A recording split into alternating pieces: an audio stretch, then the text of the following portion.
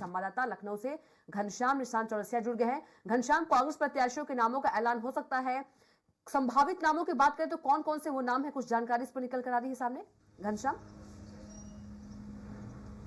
देखिए कविता, अगर कांग्रेस की सीटों की बात करें तो यही साफ नहीं हो पा रहा है कि आखिरकार इनके दावेदार कौन हैं, किन प्रत्याशियों को उतारा जाएगा। और अभी तक अगर देखा जाए 2 सूची आ चुकी है कांग्रेस पार्टी की पूरे भारत के लिए लोकसभा चुनाव के प्रत्याशियों को देखते हुए, लेकिन उसमें से एक भी नाम उत्तर प्रदेश को लेकर के नहीं है। बड़ी संघर्षपूर्ण दौर से गुजर रही है उत्तर प्रदेश में कांग्रेस की अगर बात करें, अगर उत्तर प्रदेश की सीटों की बात करें तो बहुत बेहतर स्थिति इसलिए भी नहीं है क्योंकि पहले अभी तक देखा जाए तो पहले पूरे 1 साल इस संघर्ष में इन लोगों ने लगा दिया। मध्य प्रदेश का जब 5 राज्यों का चुनाव था उसके बाद से कि समाजवादी पार्टी के साथ गठबंधन किस तरीके से होगा, किसी तरीके से एन प्रकरण इन लोगों का गठबंधन हुआ समाजवादी पार्टी के साथ। चूंकि समाजवादी पार्टी को भी पता था कि भारतीय जनता पार्टी से उत्तर प्रदेश में लड़ना इतना आसान नहीं है, तो समाजवादी पार्टी ने भी कहीं ना कहीं समझौता किया और कांग्रेस पार्टी पहले से ही लड़ाई थी क्योंकि उत्तर प्रदेश में वो पूरी तरीके से अगर संगठनात्मक तौर पर देखा जाए तो शून्य है।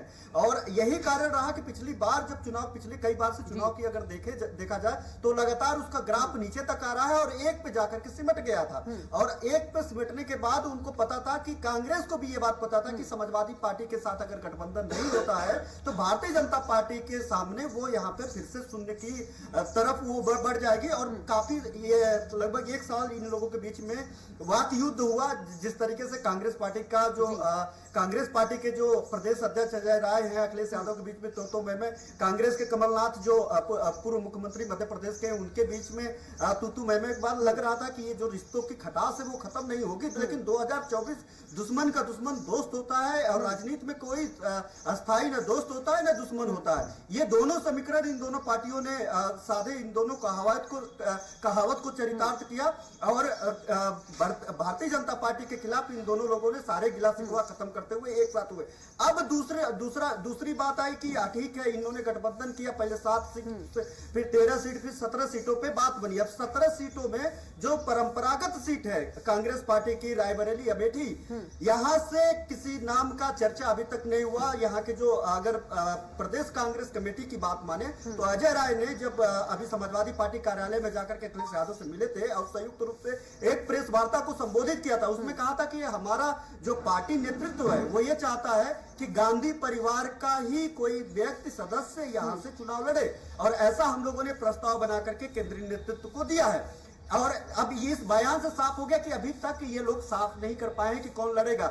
रायबरेली सीट की अगर बात करें तो पहले जैसे सोनिया गांधी जी पहले ही राज्यसभा चली गई हैं राजस्थान से, उन्होंने चुनाव लड़ने से मना कर दिया। राहुल गांधी वायनाड से लड़ रहे हैं चुनाव, तो ऐसे में राहुल गांधी और सोनिया गांधी तो इस समीकरण से बाहर जा रही है उत्तर प्रदेश के लिए। अब बची प्रियंका गांधी। ये संभावना जताई जा रही है कि आज के बैठक के बाद हो सकता है कि प्रियंका गांधी को यहाँ से चुनाव लड़वाया जा सके। लेकिन जिस तरीके से भारतीय जनता पार्टी इनके परंपरागत सीटों पे काकस बना करके रखा है और राहुल गांधी को यहाँ पे स्मृति ईरानी के जरिए हराया है, ये कहीं ना कहीं इनका चिंता का विषय है कि लगातार अगर इस तरीके की message Bharatiya Janata party Congress party के पारिवारिक सीट पे हराते हुए जा रही है तो ये कहीं ये छवि और ये जो मैसेज है वो आगामी दिनों के लिए, आगामी चुनाव के लिए, आगामी राज्यों के चुनाव के लिए कांग्रेस पार्टी के लिए बहुत जो है गड़बड़ फेस करना पड़ेगा, बड़ा गलत मैसेज जाएगा। तो ऐसे में कांग्रेस भी फूंक करके कदम रख रही है।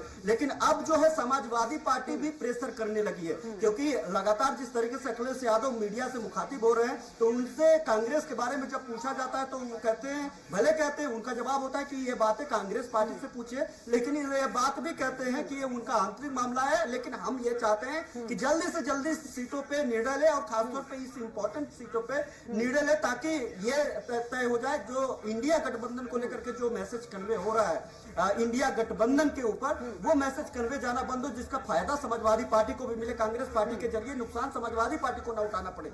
एक तो ये इनका परंपरागत सीट हो गया। दूसरा, प्रधानमंत्री के खिलाफ दूसरी सबसे बड़ा दल है, आप सत्ता में आने की दावा कर रहे हैं कांग्रेस पार्टी। एक कहावत है कि भाई 70 साल तक आपने राज किया, सबसे बड़ा दल रहे हैं, और प्रधानमंत्री के खिलाफ अभी तक आपने एक भी नाम, एक भी चेहरा नहीं उतारा। संभावना भी नहीं है और कोई संभावित चेहरा भी अभी तक आपने मैसेज भी कन्वे नहीं कर पाए कि आखिरकार प्रधानमंत्री के खिलाफ कौन लड़ेगा। इंडिया गठबंधन के जरिए जो वाराणसी की सीट है वो कांग्रेस के खाते में ही गई है। समाजवादी पार्टी वहां पे कांग्रेस पार्टी को लड़ाने के लिए गई है, ठीक है, एक मैसेज देना है। और समाजवादी पार्टी क्षेत्रीय दल है उत्तर प्रदेश के लिए और कांग्रेस पार्टी पूरे देश भर में चुनाव लड़ रही है।